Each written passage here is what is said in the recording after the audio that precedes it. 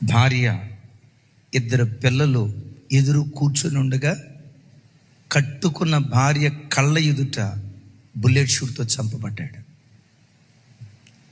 మాటలు కూడా రాని పసిబిడ్డ తల్లి ఒడిలో, 3 సంవత్సరాల పసిపాప తల్లి ప్రక్కన, పిల్లలిద్దరూ భార్య చూస్తుండగా వారి కళ్ళ ముందు చంపబడ్డాడు.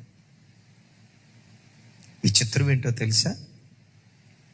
నిన్నటి దినం ఆ భక్తుని యొక్క మరణాన్ని జ్ఞాపకం చేసుకుంటూ మెమోరియల్ సర్వీస్ జరిగింది. తన భర్త యొక్క ఛానల్లో తాను మాట్లాడుతూ, నా భర్త చనిపోయాడు అనే కంటే కూడా పరలోక రాజ్యానికి వెళ్ళాడు, ప్రభుతో కూడా బ్రతుకుతున్నాడు. మేము పరలోకానికి వెళ్తాం, నేను నా పిల్లలు నా భర్తను పరలోకంలో తప్పకుండా కలుసుకుంటాం. అందరూ అనుకున్నారు చార్లీ చేసిన పరిచర్య ఇంతటితో ఆగిపోద్దని. నా భర్త ఏ ప్రభు పరిచర్య చేశాడో, నా భర్త చేసిన పర్య నా భర్తతో పాటు ఆగిపోదు, దాన్ని మరలా నేను కొనసాగిస్తా. ఎంత కొనసాగిస్తానో తెలుసా? నా భర్త జరిగించిన పరిచర్య కంటే మించిన బలంతో నేను పరిచర్య కొనసాగిస్తా.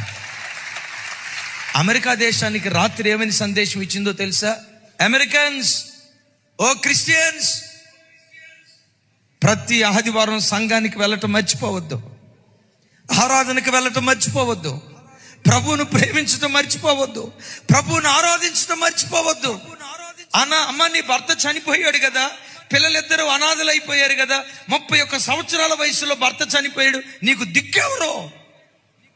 ఆ భర్తను ఏ దేవుడు నాకు ఇచ్చాడో ఆ దేవుడే నాకు దిక్కై ఉన్నాడు, ఆ దేవుడే నాకు దిక్కై ఉన్నాడు, ఆ దేవుడే నాకు దిక్కై. ఆ స్థానంలో వేరే వాళ్ళు ఉంటే ఏం చేశాడండి దేవుడు? ఏమిచ్చాడండి దేవుడు? దేవుడు దేవుడని నా భర్త దేవుని కొరకు పరిగెత్తితే నాకు వచ్చేది మరణమా? చిన్న వయసులో వైధవ్యమా? ఎందుకు ఆ దేవుని ఆరాధించాలి? ఎందుకు ఆ దేవుని స్తుతించాలి? మరొక వ్యక్తి అయితే దేవుని విడిచిపెట్టేవాళ్ళు. క్రైస్తవ జనమా, దేవుని ఆరాధించి ఆయన పిల్లలైన నీ జీవితంలో కరువు రాని, ఖడ్గం రాని, వస్త్రహీనత రాని, ఉపద్రవం రాని, ప్రతి పరిస్థితిలో నువ్వు ముందుకే సాగిపోయే వ్యక్తిగా నువ్వు బ్రతకాలి. ఎందుకో తెలుసా?